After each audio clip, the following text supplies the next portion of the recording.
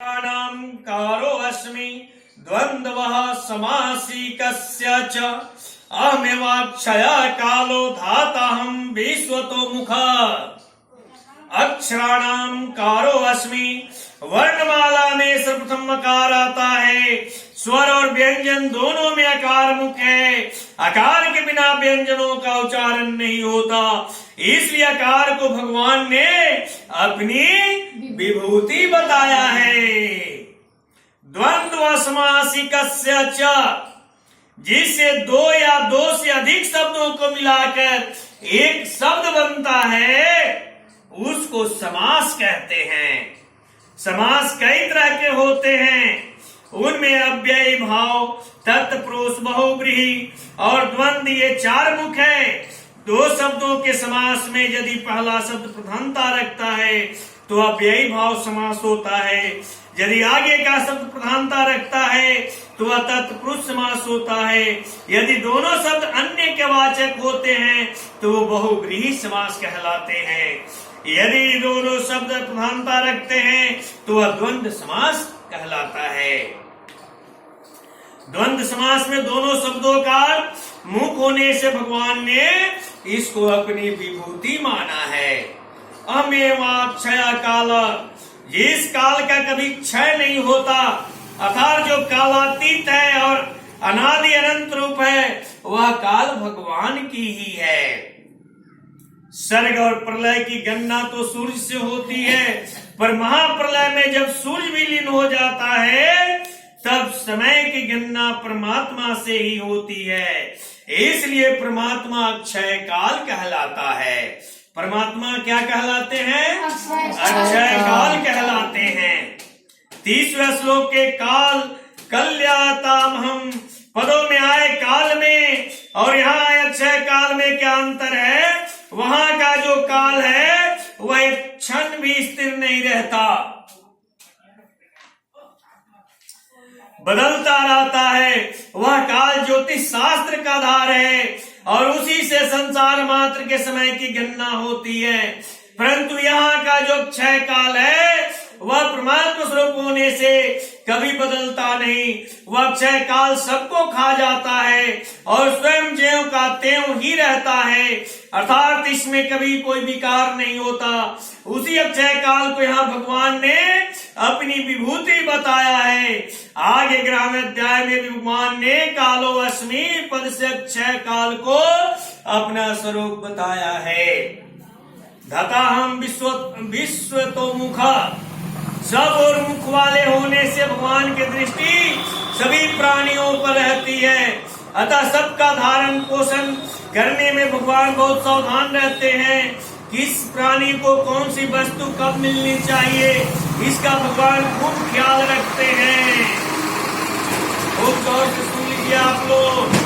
कतनों कमाइएगा, कतनों हकन पेरिएगा, लेकिन आपको जो चीज मिलना है वो भगवान को मालूम है। उनके जितने मुख हैं वो सब प्राणियों पर ध्यान रखता है और किस प्राणी को कब कौन चीज मिलना है वह खुद पूरा करते हैं, उसका ख्याल रखते हैं और समय पर उस वस्तु को आपके पास पहुंचा देते हैं। इसलिए भगवान ने अपना विभूति रूप से इन सारी क्रियाओं का वर्णन किया है। बोलिए प्रेम से कृष्ण भगवान राधा सुदामा रुक्मिणी की जय। मेर्ते सर्वश्चामय बुद्ध्वा च भविष्यताम कीर्ति श्रीर्वाकचिन्नारिणाम अस्मृतिर्मेघा धृति क्षमा। मृत्यु सर्वहर्षाच्चमहम्, मृत्यु में हरण करने की ऐसी विलक्षण सामर्थ है कि मृत्यु के बाद यहाँ की स्मृति तक नहीं रहती, सब कुछ अपहृत हो जाता है। वास्तव में यह सामर्थ्य मृत्यु की नहीं है, प्रत्युत परमात्मा की है। अगर संपूर्ण का हरण करने की भी अस्मृत करने की भगवत प्रदत्त सामर्थ्य मृत्यु में न होती तो अपनेपन के संबंध को लेकर जैसी चिंता इस जन्म में मनुष्य को होती है वैसी ही चिंता पिछले जन्म के संबंध को लेकर भी होती। मनुष्य न जाने कितने जन्म ले चुका है। अगर उन जन्मों की याद रहती तो मनुष्य की चिंताओं का उसके मोह का कभी अंत आता ही नहीं। परंतु मृत्यु के द्वारा विस्मृति होने से पूर्व जन्मों के कुटुंब संपत्ति आदि की चिंता नहीं होती। इस तरह मृत्यु में जो चिंता मोह मिटाने की सामर्थ्य है वह सब कुछ भगवान का ही है। किसका है? भगवान का ही है। उद्भवश्च भविष्यताम, जैसे पूर्व श्लोक में भगवान ने बताया कि सबका धारण पोषण करने वाला मैं ही हूं, वैसे ही यहां बताते हैं कि सब उत्पन्न होने वालों की उत्पत्ति का हेतु भी मैं ही हूं। सबको उत्पत्ति करने वाले का हेतु भी मैं ही हूं। तात्पर्य है कि संसार की उत्पत्ति, स्थिति और प्रलय करने वाला मैं ही हूं। कृति श्रीर्वाकच नारीणाम स्मृतिर्मेघा धृति क्षमा। कृति, श्री, वाक, स्मृति, मेघा, धृति और क्षमा ये सातों संसार भर की स्त्रियों में श्रेष्ठ मानी गई है। इनमें से कृति, स्मृति, मेघा, धृति और क्षमा ये 5 प्रजापति दक्ष की कन्याएं हैं। श्री महर्षि भृगु की कन्या है और वाक ब्रह्मा जी की कन्या है। वाक किसकी कन्या है? ब्रह्मा जी की कन्या है। कृति, श्री, वाक, स्मृति, मेधा, धृति और क्षमा ये सातों स्त्रीवाचक नाम वाले गुण भी संसार में प्रसिद्ध है। सद्गुणों को लेकर संसार में जो प्रसिद्धि है, प्रतिष्ठा है, उसे क्या कहते हैं? कृति कहते हैं। उसे क्या कहते हैं? कृति कहते हैं। आवाज ऐसा होना चाहिए कि वीडियो में रिकॉर्ड हो। अस्थावर, अस्थावर और जंगम यह 2 प्रकार का ऐश्वर्य होता है। जमीन, मकान, धन, संपत्ति आदि अस्थावर ऐश्वर्य है और गाय, भैंस, घोड़ा, ऊंट, हाथी आदि जंगम ऐश्वर्य है। इन दोनों ऐश्वर्यों को श्री कहते हैं। इन दोनों ऐश्वर्यों को श्री कहते हैं। जिस वाणी को धारण करने से संसार में यश प्रतिष्ठा होती है और जिससे मनुष्य पंडित विद्वान कहलाता है उसे हम वाक कहते हैं। उसे हम वाक कहते हैं। उसे हम वाक कहते हैं। पुरानी सुनी समझी बात की फिर याद आने का नाम स्मृति है।